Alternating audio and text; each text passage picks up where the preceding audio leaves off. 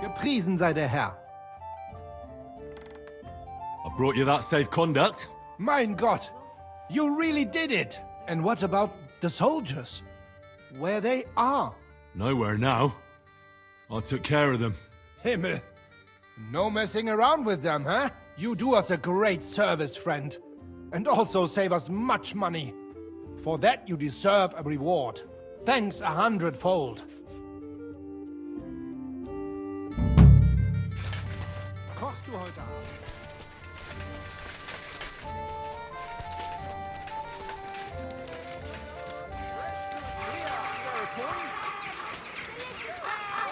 Greetings.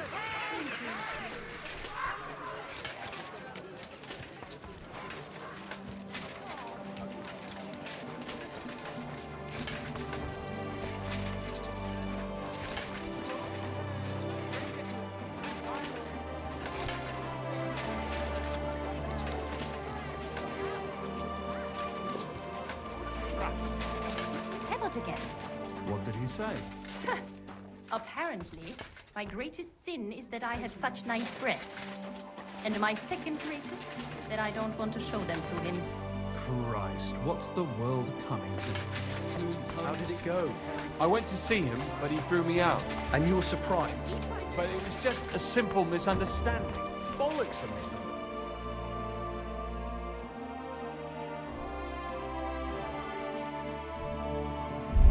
Happy to be of service, sir. What am I supposed to do then? I think the church really does need repainting. Well, I'm hoping for it.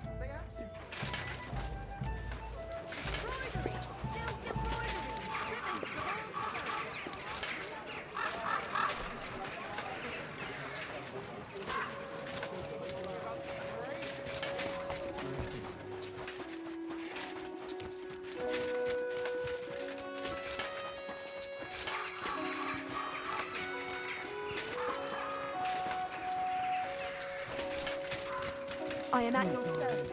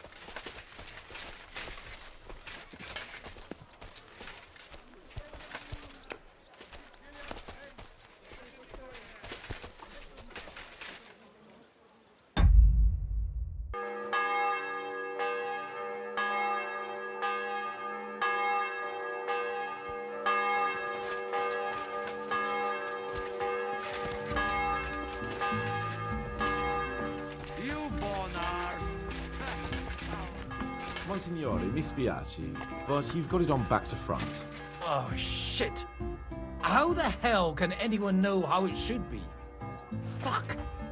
Now I'll have to take off. We just have to hope Godwin can keep up the act. How are the preparations coming along? We're done with the preparations. It's time to get to the task. The plan is simple. We split into two groups. One will go underground and wait till the other group, who'll disguise themselves as Italians, gives the sign where to dig.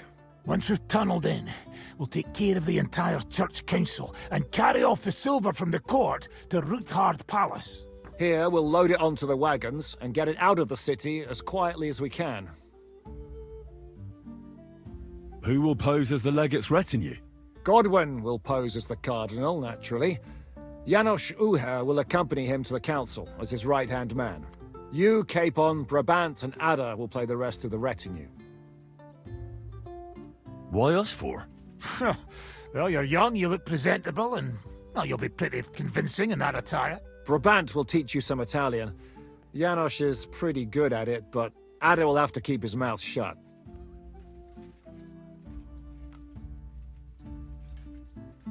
What should we do during the council? First, you get rid of the guards, and then you clear the path for us. Meanwhile, Godwin and Janos will try to buy you as much time as possible. And you have to keep in mind that those two buffoons at the council could blow our cover at any time. And at that point, things could get pretty hectic in there.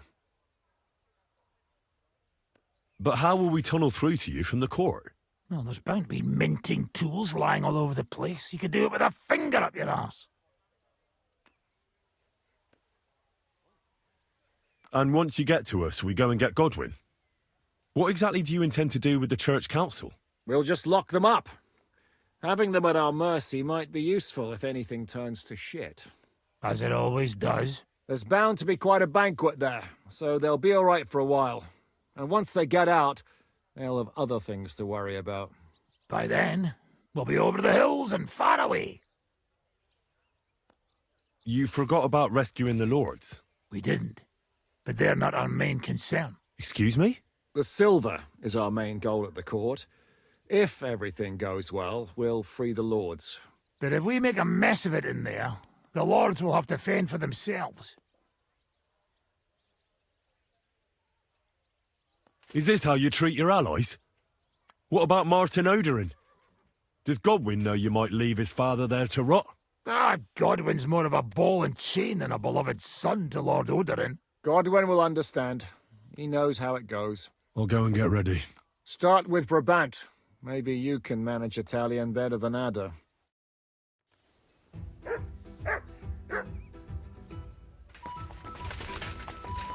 have to wait at the end of the...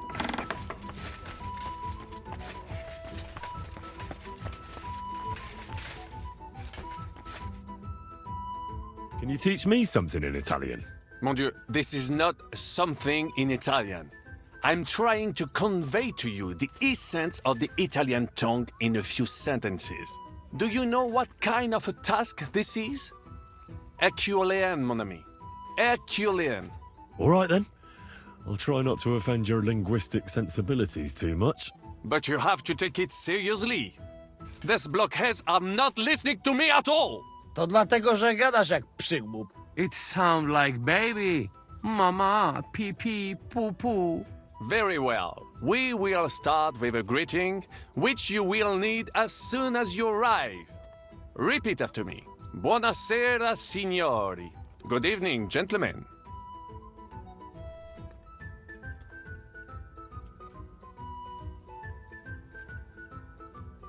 Buonasera, signori.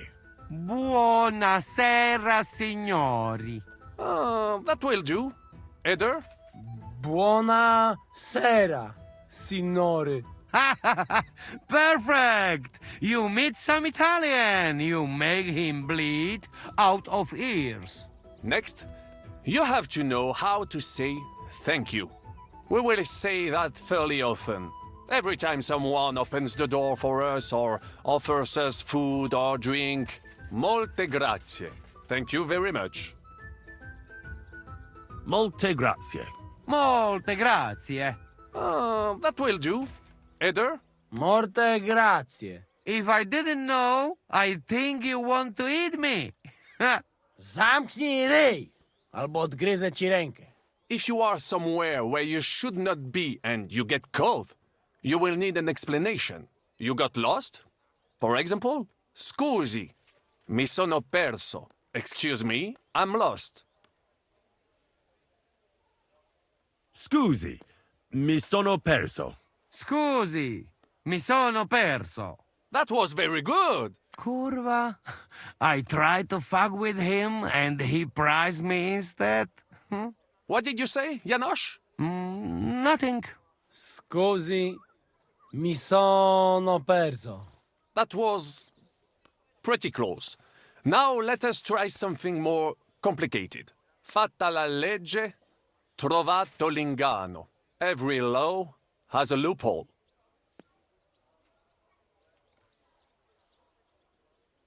Fatta la legge, trovato l'ingano. Fatta la legge, trovato l'ingano. Parfait. Co to za brednie? Nie nauczę się tego gówna. You know, that sounds like goat pissing on a drum. Whatever you say, let us move on. O mangi la minestra, o salti dalla finestra. Either you eat the soup, or you jump out of the window. One more time, please. O mangi la minestra, o salti dalla finestra. Either you eat the soup, or you jump out of the window. O mangi la minestra, o salti dalla finestra. O mangi la minestra, o salti dalla finestra. Ha! Very nice! To też jakieś duby smalone. It is an expression. Loosely translated, it means play by the rules or do not play at all. Ah, I like it more with the soup. Jamże jest Polak. Nie chcę udawać kogoś innego, zwłaszcza nie Woloszyna. And one more phrase. Sei proprio un baccara. You are a real salted cod. One more time, please. Sei proprio un baccara. You are a real salted cod. Sei proprio un bacala. Sei proprio un baccalà. Sam jesteś bakalarz, głąbie. Excellent, Janosch. Almost perfect. What does that actually mean? It is another saying, a refined way of mocking someone. Well, I think we are finished. Any more? And you would get all mixed up. And if you are in a tight spot, leave it to me. D'accord? What are we going to do now? Mamselle Rosa will give you some clothes to change into. When you look the part, go and see Godwin.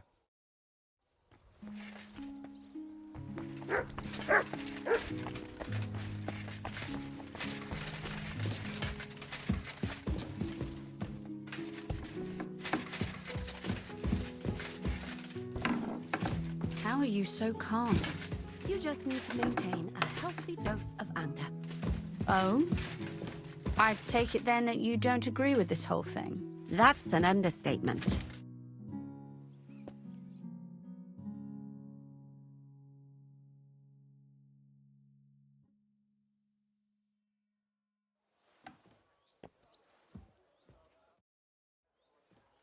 Brabant said you had a change of clothes for me.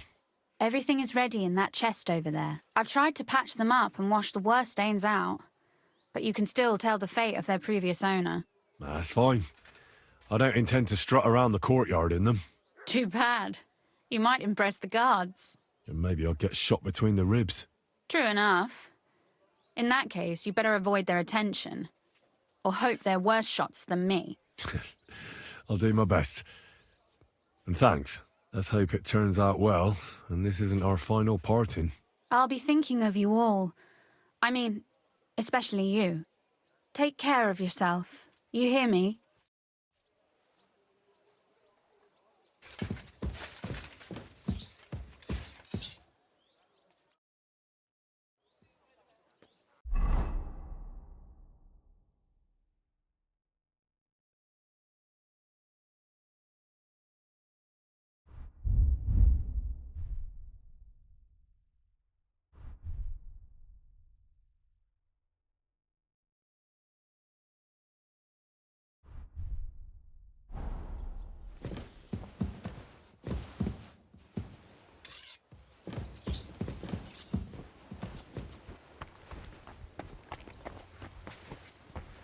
Henry?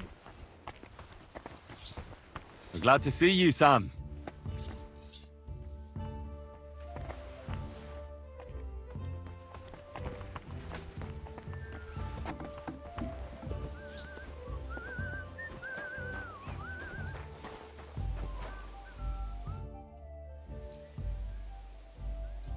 This is how you're preparing for the council, Your Eminence?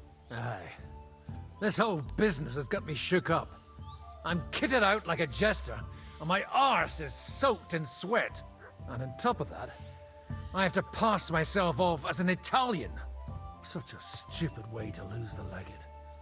I'd like to wring that Polish idiot's neck.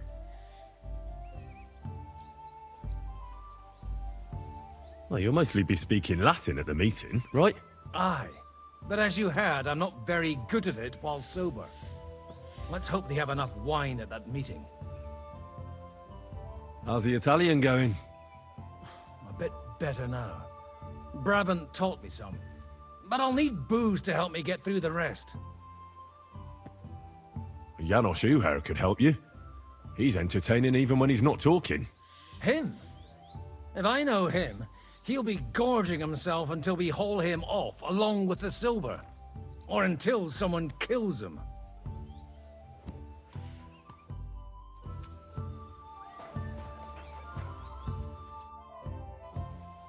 Can we leave now? Oh well. It's time. Lead on, Your Eminence.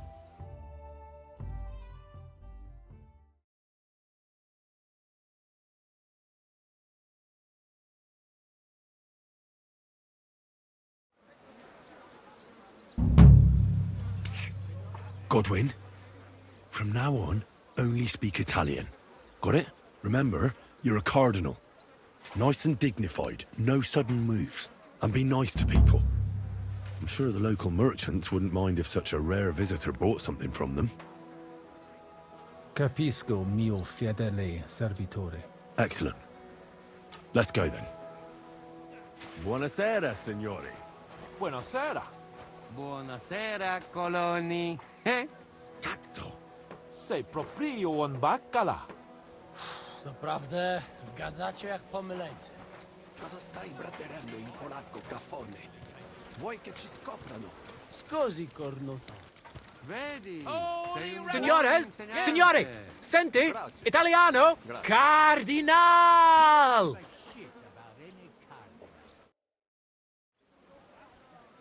Cosa offri? Guarda yourself, signore. Reliquie, rare, true arte. And Gutenberg delicacies. Mangiare, capisci? No, tutto lo preso. Nearly gratis.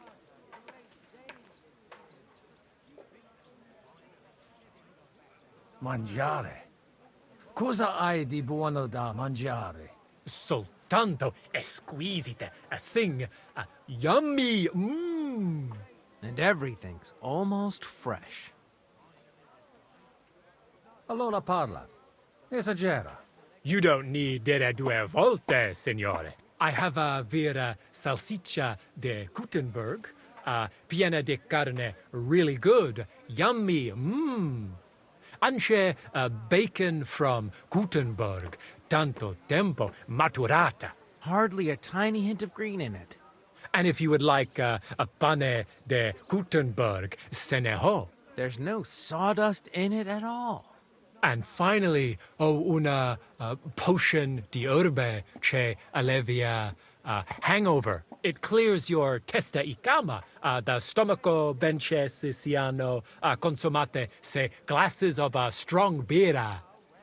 Tried and tested. Cosa scegli, signore?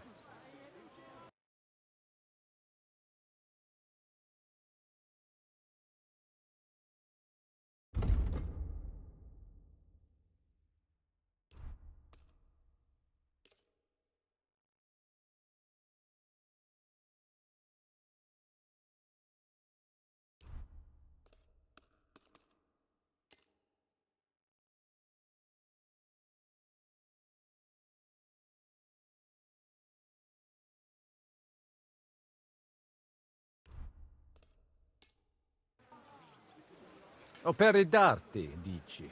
Tutto. The best. A bozzo del famous master Teodorico. He created during his visita to Gutenberg. Guaranteed genuine. Rara croce di silver with Saint Jacob's osso. Straight from the chapel of Corpus Christi in Prague. And I also have a questa bella statuina de legno of Saint Barbara. It is as if it were viva. Beautiful workmanship. It would impress even the Pope himself.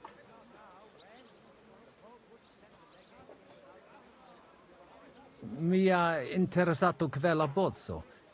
E addirittura vero. È la cosa più vera. Really, true, there is. Il Master Teodorico painted it at the Osteria del Imperatore Carlo and gave it to Il Padrone. Veramente? Tell him about the dice game. That should work. And he gave it to me when we played Daddy e lui Lost.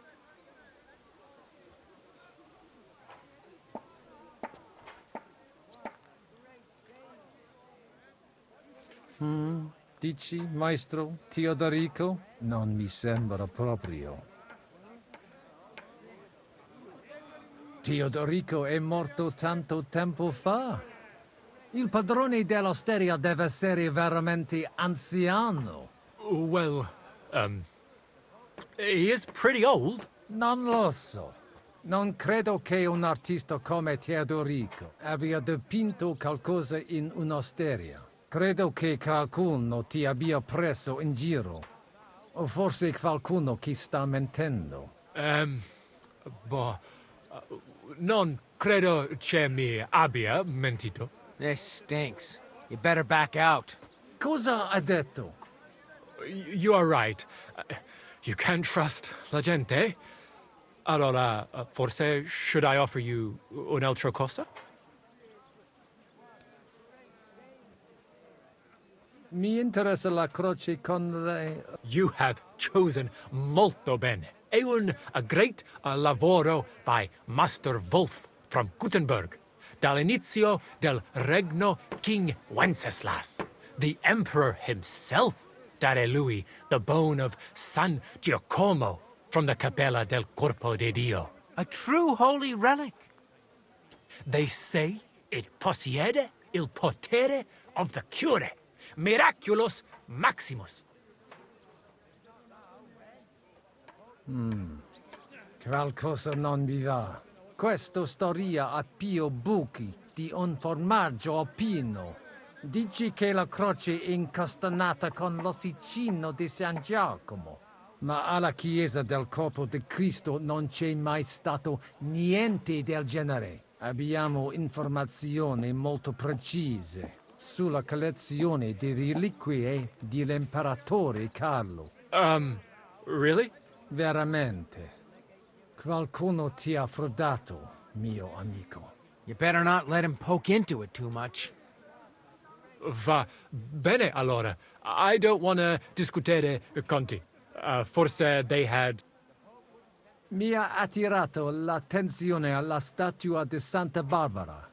I'm not sorpreso, è un pezzo. Unico creato from an unknown autore. It's older than your grandma. Forse it is older than Gutenberg. Ci lo sa? La statua è bella, ma è solo di legno. Non credo che valga tanto. Ti potrei offrire la metà. La meta? Per una cosa like this? Ma lo faccio because it is you, signore. 50 groschen? You could have taken him for more. Shut it! Why do I even have anything to do with you? Mi basta. As you wish, signore. Can I aiutare con un'altra cosa? Non voglio niente, amico. Mi aspettano alla corte italiana. Mi inviano per qualcosa di importante. E ho comprato da te un pezzo di arte rara che ornerà la mia collezione. I have no dubbi, signore. Allora, take care, and in bocca al lupo. God be with you, Cardinal. Do you think they'll finally decide? If not now, when?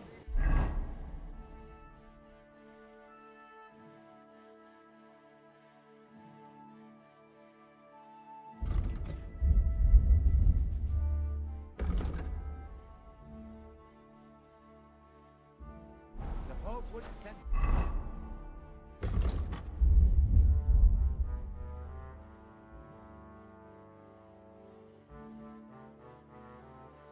Legate here without reason.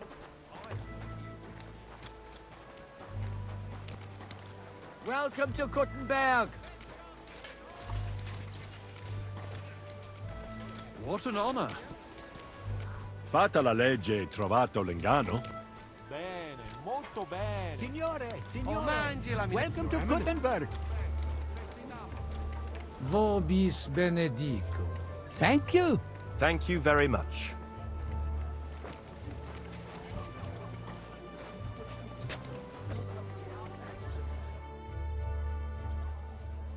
Ave. Avete, vos etiam, illustres domini, sum Hieronymus nas, hodiernum conventum egregium constituo cutne antique civium concili iuso. Ave, meaide Gianni Unger, dis Cardinal Legate Lorenzo Pozzo, excusing my language. Bene, bene. Non necesse est ut te intendas.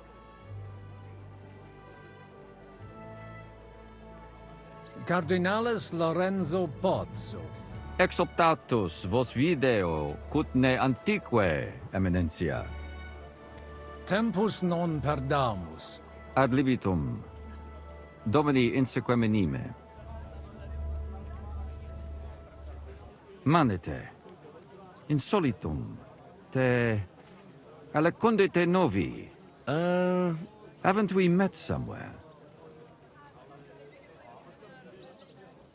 Hic credis. Enrico talam benignam faciam habet. Non primum creditur eum novice. Roma nunquam egressus est. Certe, Hernice? Certe Romanus superbus est? Sì. Fatta la legge, trovato l'ingano. Vero. I could have sworn that somewhere. Nihil refert. Introveniamus, Domini.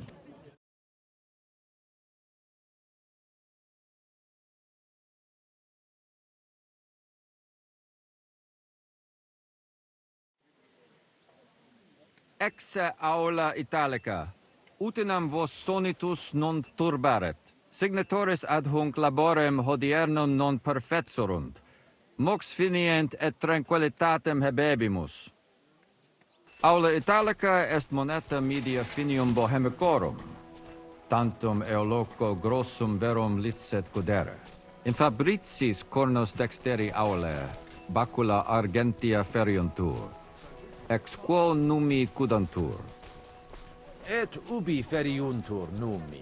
Iuxta scalas in aream est ipsa moneta. Brevi tempori iam vidibitis. Veni, expectamur. Yes, but keep it brief, would you? What are the lords complaining about this time? What do you think? They are worried they will not be getting any sleep again. They can rest easy. This is a church council, not some villager's boozer. It had better be. Listen, Chaba. It's nice you care so much about their comfort, but you're weeping over the wrong grave. I'll have some more wine sent to them. Maybe it'll dull their senses and they'll sleep like stones. Will that be enough? We will see. Neither you nor the steward have to listen to their whining all the time. De mora me excuso. Exe Chaba Molnar. Dicitur eum virum validissimum ex regno Hungaria esse. Hoc tempore hic. Unum munus facit. Set non moremus. Pergamus. Etse preghaus. Hic grossa cuduntur. Si vultis. In ordine vos ad Vi auguro portabo lunga et vita, unum egregio proprium cudere poteritis. Aliquiste convenire cupit, domine cardinalis. Etse imperator custodum aule Italice, Iosifus Cabrini, verus Italicus. Benvenuto fra di noi, Sua Eminenza, Cardinal Pozzo. Non vedevo l'ora di fare la conoscenza di un compaesano. Salve, caro Giuseppe. Oh, è una vera gioia sentire il vostro accento. È di Roma, se non sbaglio. Non sbagli. Sono della città eterna, che è isotta del sangue dei cristiani. Sì, so che la chiamano così.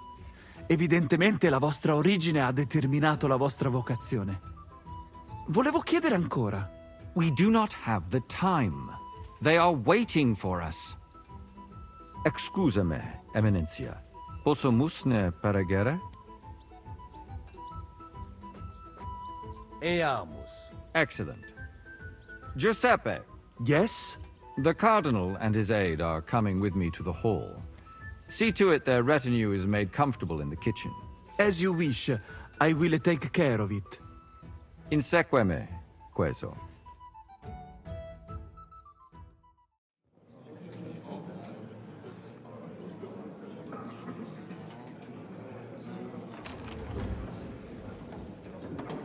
Eos Eminentia Cardinales Pozzo.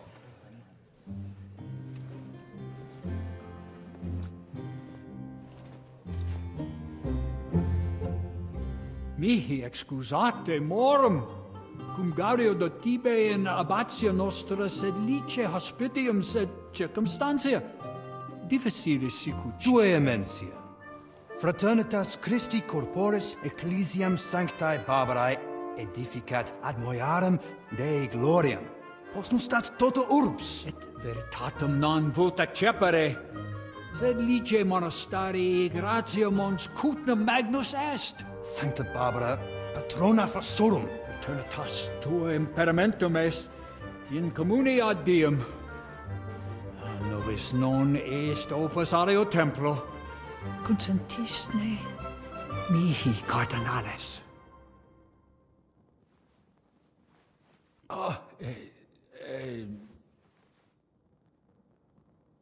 Venite, sodales cari. Puto melius esse primo bibere. Audivi vos habere in urbe viniam.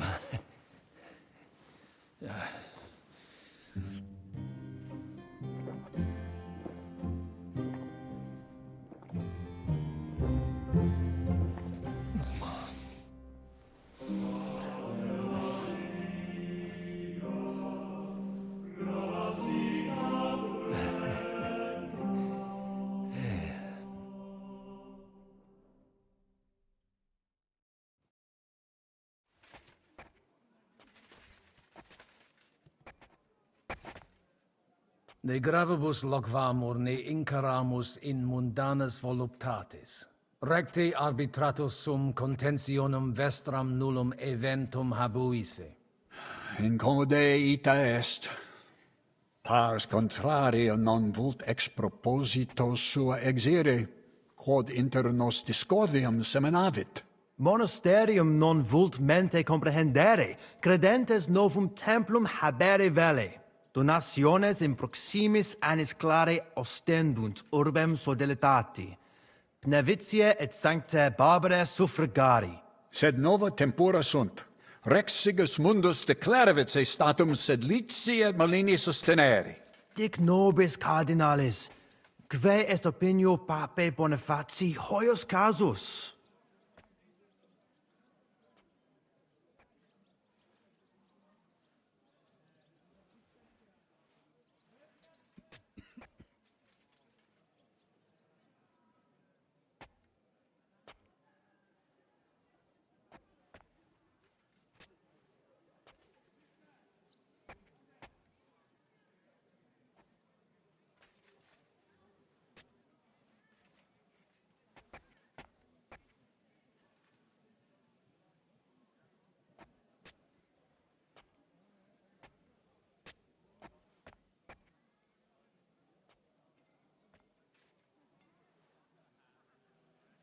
Papa sodalidatum sustenet.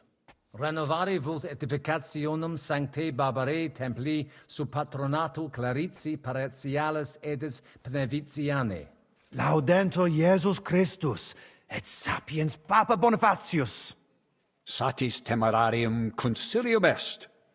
Mons cutna semper supportatus monasterio et clerici paritialis edis maline fuit. Misite per medium mundum ut discordium semanatus sis et dissensionem inter credentes peorum factus sis?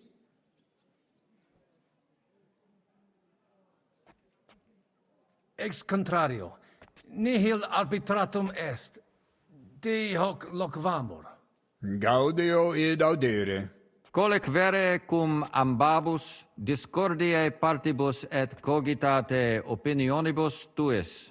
Tempus habes, ute omnibus rebus bene cogitatus sis. Cum resolutos eris, fac certiorem adjuvetorem tuum, et fac sermonem finalem in quo decretum tuum nunciabis.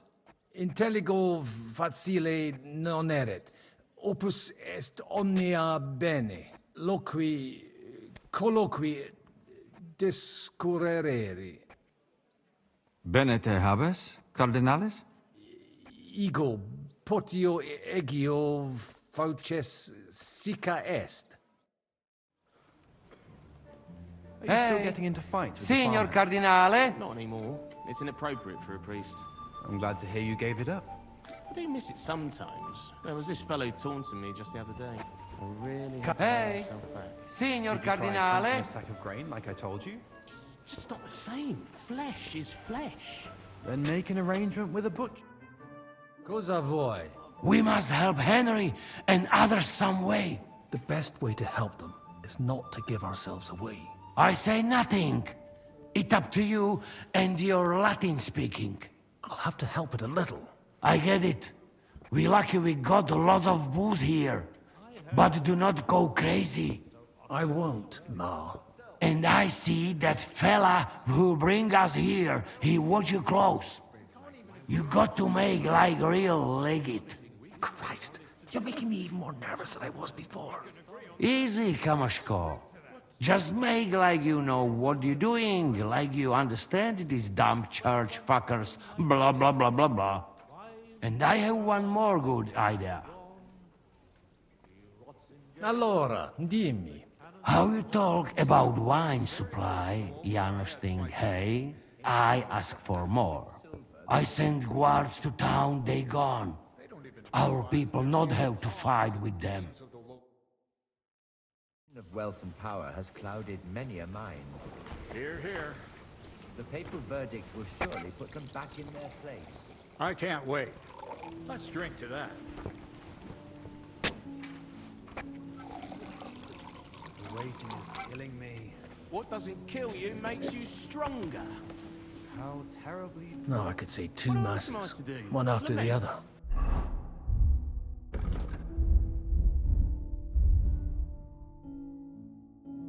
Pay attention. We need to get the legate on our side. He looks like a reasonable man. He'll surely listen. Don't count your chickens before they're hatched. I still find it admirable how quickly... I still think no decision will be reached today. Nobody expects that. But hopefully we can at least make some progress. You know how these clerics are. They eat and drink everything in sight before they say a word. And they call that negotiation. Do not... Let's pour ourselves another drink then.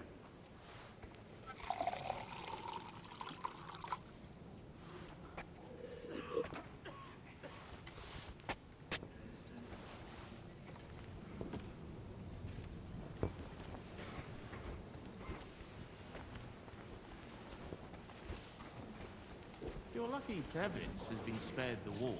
Well, it may come as a surprise to you, but we do hear its echoes loud enough. Domine Hieronymi.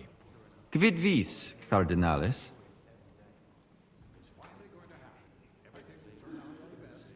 Hopefully the legate will bring the renegades back to their senses. What is the new Archbishop of In itinerari ad Italicam ariam emi. In viis? In viis aliquid emisti? inusitatum est. Sancte Barbare statuam ligniam emi. Dicitur ex magistro sculptore. Bonum monumentum erit. In Italia omnes gaudebunt dono hoc. Introduces ni mihi alios homines qui concilio aderunt. Magnus iam novisti. Abitem Johannem et sacerdotem Conradum. Personam archiepiscopatus Pragensis gerit Dominus Albicus. Et Dominus Musa ex malia eruditus in Sigismundi area est. Quoque Domini Andreas Polner, Franciscus Rosenthal, Vaclavusque Voschucher, e Maximi in colae montes cutna sunt. Non nulli conditores advenire non poterunt propter res, et alii in turi palazzi clausi sunt. Hoc vinum bonum est. Gaudio id audire. Putasni unum vel duo vasa sumeri potestis. Papa vinum amat, quis non amat. Certe, legatum in celem vinarium mito. Vinum accipiet eos sanctitas optimum. Milda! Find Joseph and tell him to send someone to get more wine. Take a barrow and bring me 3 kegs. Inusitatum est quod ministri non ad sint. Multum doleo. Silet set adesse debent. Sed non ad est. Debuit advenire 4. Promesit id arsaciorem esse. Sed non advenit. Et non primo. Accidit. Damn that front her cool down. Quid dixisti? Nihil. Excuse me de incommoditate. Uterque autem sic delegat it quod vult. Ave. Dominus tecum.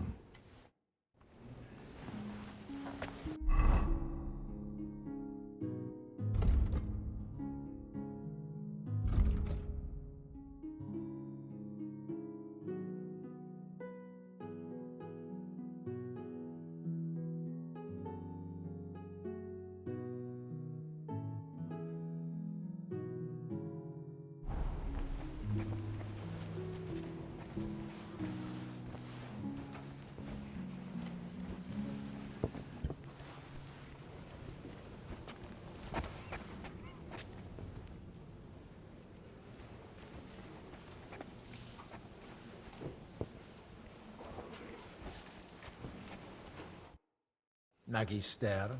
Tua eminencia? Musa es ex malia? Adduce tua domine.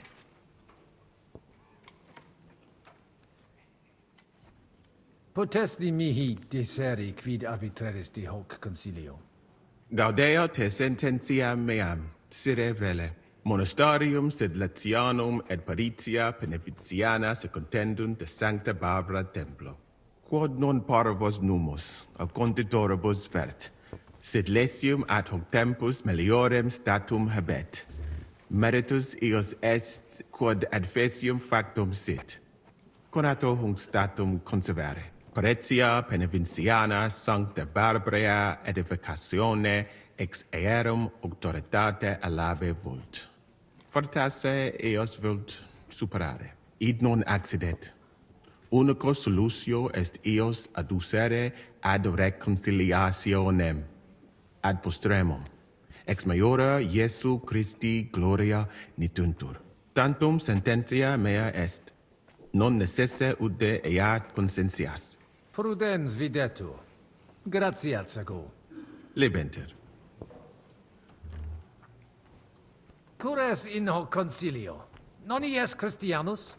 Christianus non sum, sed multum de Iesu Christi doctrina didici. Tenet me strictura et hierarchia ecclesia vestre.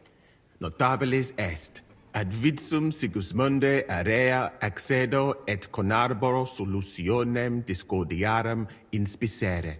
Precipue modum in quo solvetur. Non dubito quin dissertatio tecum fructifera futurum sit. Gaudeo. Gaudio nova audire. Dic mihi aliquid aliud de te. Geste mea mirabilia non sunt. Talibus hominibus ut mihi in sede sancte certe multus obvium factus est. Eruditionum cupio. Studio initiala tumbuti me natali feci. Iuribus cari et mediciane granati studui. Praeterum vaietur sum dicam. Frateme ex malia mea natale paramacam ad al Andalus tolerunt. Postea in Venatias et sultani palatium. Et repente in Hungaria apud regem Sigismundum aram. Longa narrata. Omnia magnifica sunt, de itineribus tuus audiri velum, sed timio ne te retiniamus. Benedictis cardinales. Utinam mox ad sermonem redivissimus post acta. Abire debeo. Intellego. Fortunam tibi ex optimo.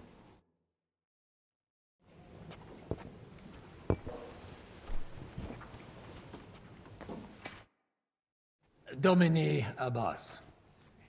Vestra Eminentia. Laudetur Dominus Jesus Christus. Sire velum que rogatus vestri sint. Paucis verbis et concrete queso. Bene, summarium faciemus. Prosus simplex est. Rogamus ut monasterio et paritiae malanensi auctoritas revertat que semper eorum fuit. Praecipuum ius baptimatale et funerarium, curationem tote civitatis malinensis et praesertim patem ex reditibus metallicis. Sodalitas est dissolvenda. Eis templus ante papale diruendum. Et ut lapida usuris sint ad proposita larabilia. Traditiones sustinemus, non rebellionem sine causa et sine Deo ut ei. Potestis ne Paulum explanare. Monasterio nostro condito, mons cudna administrabatur, a claretsi paretiales ede malinensi et sedletio. Vincula inter monasterium et in colas urbanos, non fuisse semper excellentia, agnoscere debeo, sed ex eis ambe partes utilitates capiebant. Paretia malinensis propter fama montis cutna multos homines claros trahebat. Apprentices et principales patres ecclesiae ex toto regno de sete contendebant quam honoratus occupo. Sed cum reditus et pretium argente altiora fuerent. Inculae urbani avidi facti sunt. Desierunt ea partire cum malino et sedletio. Propriam paretium cupiebant. Novum templum extra urbem stuere ceperunt, in solo quod clerici parotialis edes benevitiane erat. Antecessor meus id non permisit, ed flagravit discordia que ad hoc durat. Quam hodie cum auxilio auctoritatis date tibi a Sancto Papa denique persolvemus. Conabor. Sententiam vestram intelligo etiam propter traditionem. Sub iure canonico autem processius sodalitatis legitimus est. De hoc disputandum est. Credemus fabricatione edificationis sodalitas legem rupit. De corruptella locuti sunt in statibus altissimus, hoc concilium agnoscere non possumus. Sire velum plus de hominibus qui concilio aderunt. Summa summarum que sententia omnium sit. Discorde causam clare novi, sed melius intelligere volo. Laetus tibi explanabo. Personum sodalitatis geret et cerdos, penvitianos conradus et famulus eos et cerdos Antonios ex Visoca. Fanatici sunt. Fanatici qui improba facere possunt. Et musa ex Maria etiam adest. Quem misit rex Sigismundus? Musulmanus est, qui dicitur peritum in iuribus nostris esse. Ad hoc occasio non fuit eo plus quam salutationes dicere, sed bene bohemice loquitur. Dicetur eum pluris linguas novice quam Sigismundum, sed nestio curat sit. Dominum albicum ex Venisova autem bene novimus. Monastarium nostrum sepe visitavit.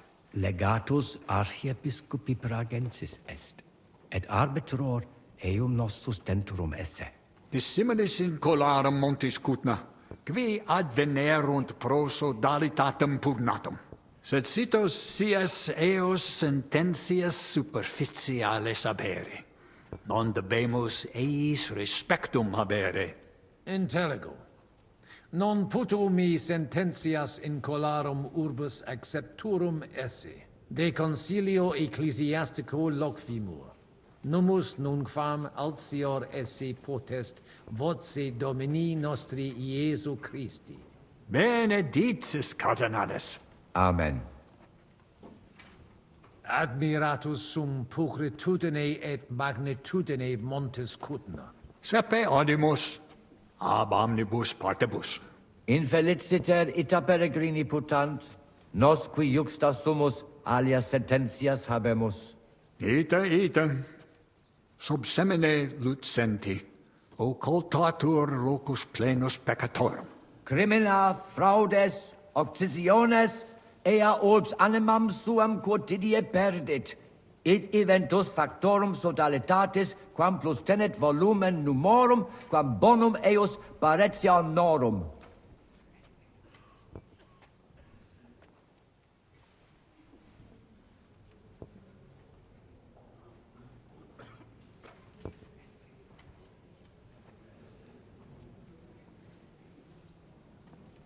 Feliciter influentiam non habet super opera humana. Hic in viis pulchram statuam emi, Sancta Barbara, pulchrum opus.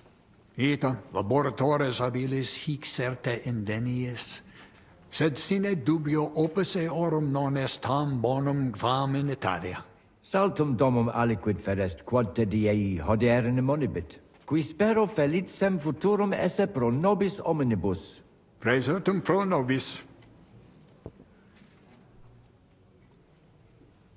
Nihil aliud emi. Emptio fortuita fuit. Parcus vivo. Pecunia tua est, Domine. Nos indifferentes esse possumus. Quia ex eo nihil habemus. Dominus vobiscum. Et tecum, eminentia.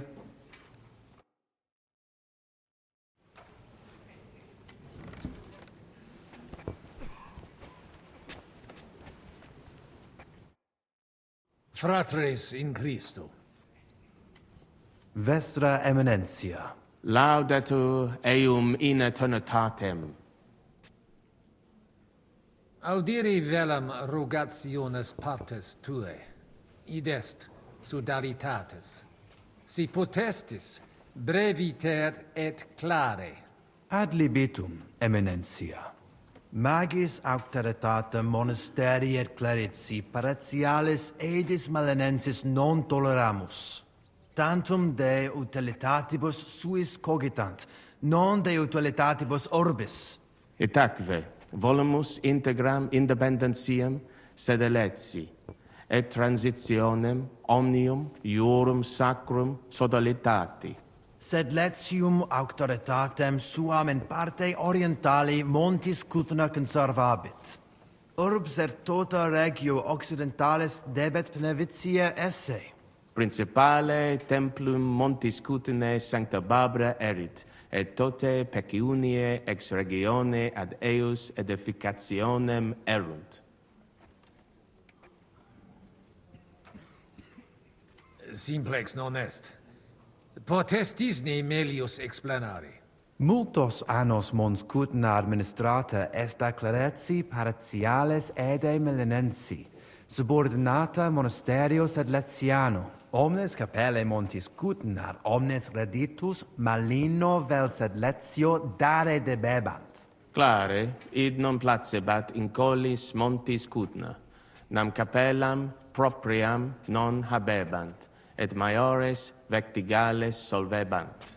Namque solidarietatem Christi corporis condederunt, et pragensem capitulam urgebant, ut possent proprium templum struere. Malinum et sedletium obiverunt, et cum ancestore meo sentiverunt, in clariti paretiales ede nevitiae. Sancte Barbare templum directe post castrum urbanum crescere sepid, extra clarici paretialis edis malenensis auctoritatem. Sed id non placibat neque monasterio neque sacerdoti malenensi. Idio tota auctoritate sua usi sunt, ne maxime edificationis progressum impedirent, et denique eam inhibuerent. Nupe que vivimus adipici recognitionem a papa adius baptismale et funerarium, sed lesium autum recusat id agnoscere. Sodalitas tantum unum pensum habet. Totam discordiam solvere, ut in cole montis cuthno propriam suam administrationem spiritualem possint disponere. Et denique renovare nostre Sancte Barbare templi edificationem, metallicorum patrone et urbis protectris sis. Intelligo. Ex corno vestro omnia ratione imbuta videntur. Verum intelligo cur monasterium clarici paretialis, ed esqui marinenses rogatus vestros impleri nolint. Nosc voque intelligimus. Sed non possumus sedere. Status simplex non est. Considerare profunde debio. Potest certior factus sum de fund... Ad libitum contrari nostri hic ad sunt, abassiones et sat... Communicatio cum eius difficilis, cum bobus, obstinati... Et per illustris Dominus albicus ex finisova adet. Magna incognita, sed fortasse nos sustinebit. Etiam ades peregrinus, Neque ego sio, dicunt eum bene bohemice... Etiam ad sunt in cole locales. Hi probabiliter... Deus iudex noster Veritatem dictis, frater. In via nostra fortunati esse debimus. Consentio! Amen! Amen. Dominus tecum, eminentia. Post multos annos discordie denique spa...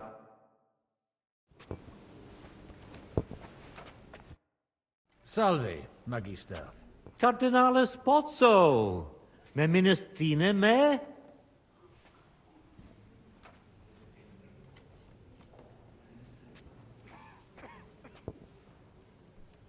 Certi. Albicus ex unisova es. Tantum non memini undi nos videremus. Patavi nos insidimus. De jure canonico discuristi. Cardinalis, voluistina aliquid rogare?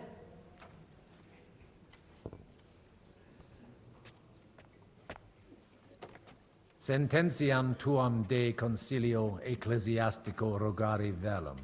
Utos scurilam iocum esse. Mons cutna pars melini fuit. Curdivitias molera paretia marinensis.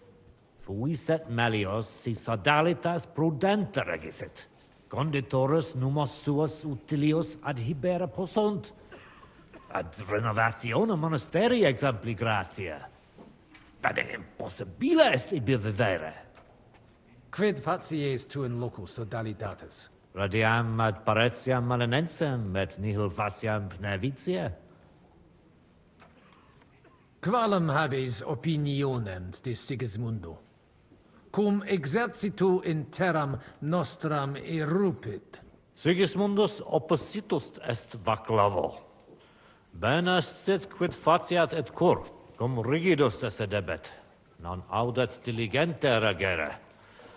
Sincere mihi notabile videtur. Si liquis ex Luxemburgicis occasionem habet ostendere id, quod ostendet Imperator Carolus, Sigismundus id facere potest. Non arbitraris?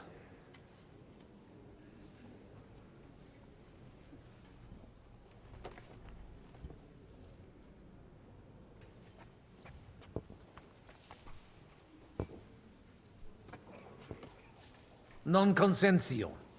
Sigismundus prudens non est. Nunquam tales metas contingent quas eius pater. Verdebimus. Tempus edostandet. Nunc Secundum desit.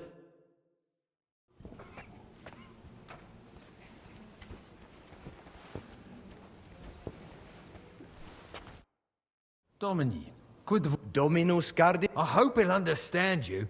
You can't speak proper Latin even when drunk. That's right. You don't even know your dico dicere, so shush. Rogare quid vele, nos hic ille aduavare.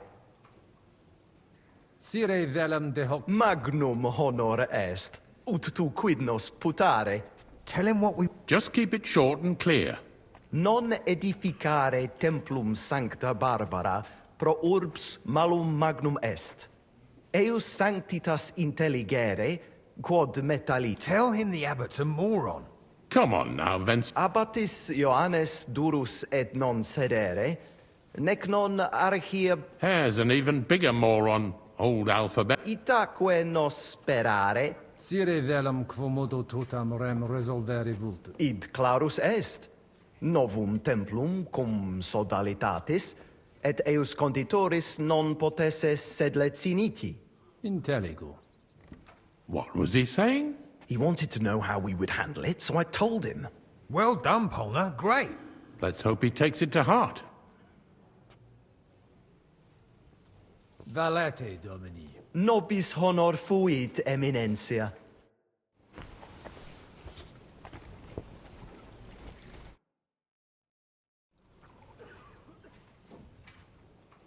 Shall we get going? Get started once you are ready. You're the one who should begin. Yai, curva. All right, we do this.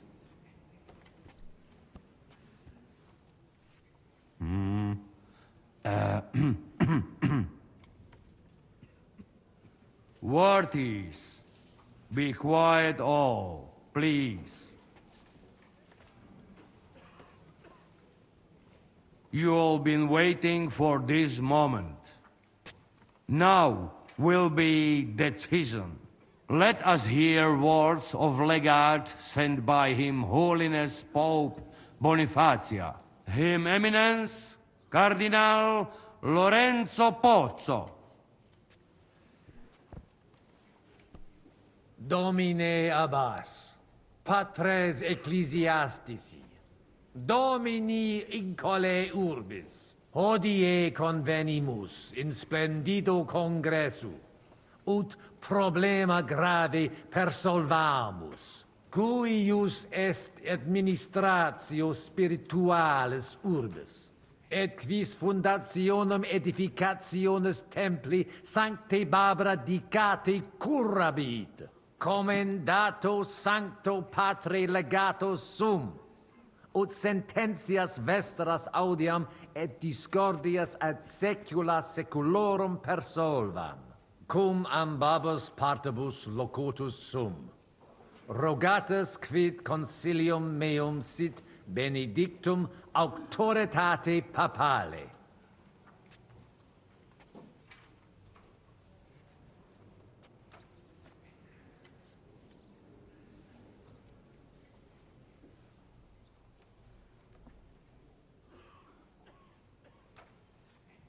Ad consilium inclino quod eruditus musa ex malia proponit.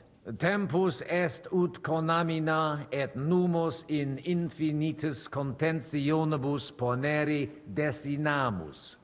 Iesus Christus unus est, de reconciliatione agere debetis.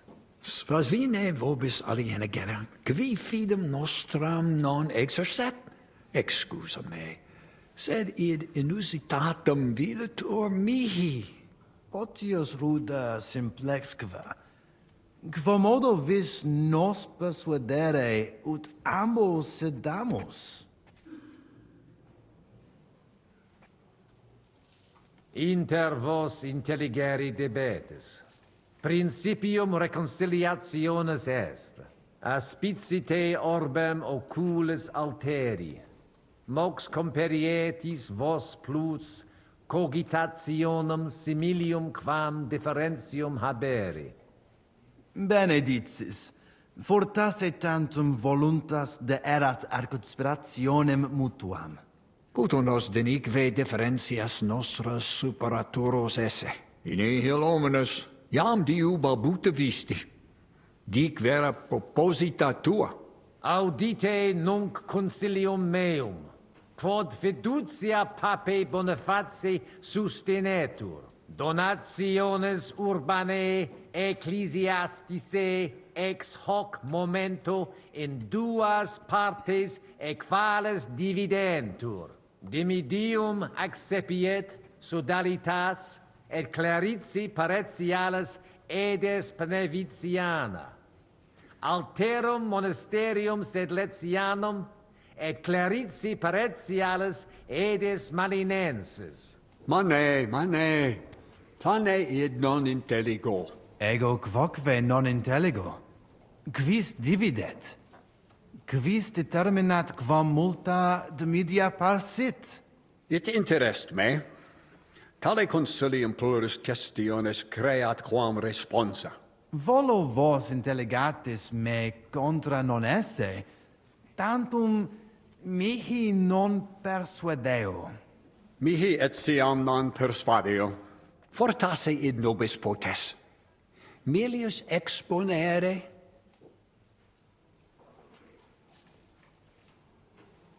Domini placati, in vobis video vos insertos esse, et non admiror. Multos annos, in partibus oppositis erratis et rationes vestre contrariae errand. Nunc primo comperitis aliam solutionem esse, animo placato collaborate. In manibus vestris solutio est. Benedictus cardinalis.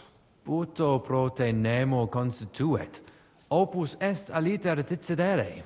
Fortasse sententiae nostre non magni inter se differunt. Consensio, una solutionem inveniemus. Una, insolitum verbum. Fortasse, cardinalis autem benedicit. Tempus est ut collaborare incipiamus. Videtur nos consensum contacturos esse. Gloria Iesu. I didn't expect that. Hopefully it will benefit all the people of Kuttenberg. All hail! It was worth it! Does that qualify as a win? Definitely. We'll keep what we have. I just hope there's no catch. Animus sanus vicit. We'll see about that. All right, brothers. Come to the monastery next Thursday. We'll arrange what needs to be done. Agreed. I shall look forward to it, Abbot. Vivat the Cardinales Pozzo! Hail Et to everyone! prudens Hurrah! Papa Bonifatius. Hail to everyone! Hurrah! Well, that's settled then. The rest is up to you, Henry.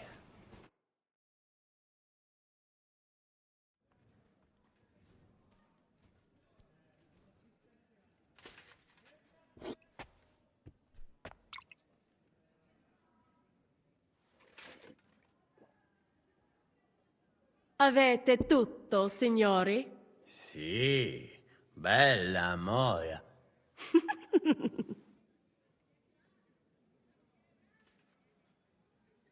Does everybody know their part? Let's go through it again. I'll take care of the east gate and the guards around it. Vakalin will get rid of the guard at the west gate. You may count on me. Ada will get us some tools from the smithy so we can make a hole through into the corridor. Jastas brava. And you, Henry, will take care of the patrols in the courtyard and on the inner walls. But listen, everybody. We're supposed to stay in the kitchen until the council is over. So try to make sure the guards don't see you too soon. Keep it quiet. When this is all over, we'll meet by the well. Understood? Got it. We'll go one by one, inconspicuously. I'll go out from the passageway last. I noticed there's a door leading from there back to the walls. Maybe we can pass through it without anyone noticing. Understood. Agreed then. I overheard some of the guards leaving their posts on account of that damned legate. So, Godwin's doing his bit. All the better for us. Let's go. Inconspicuously and quietly, but quickly.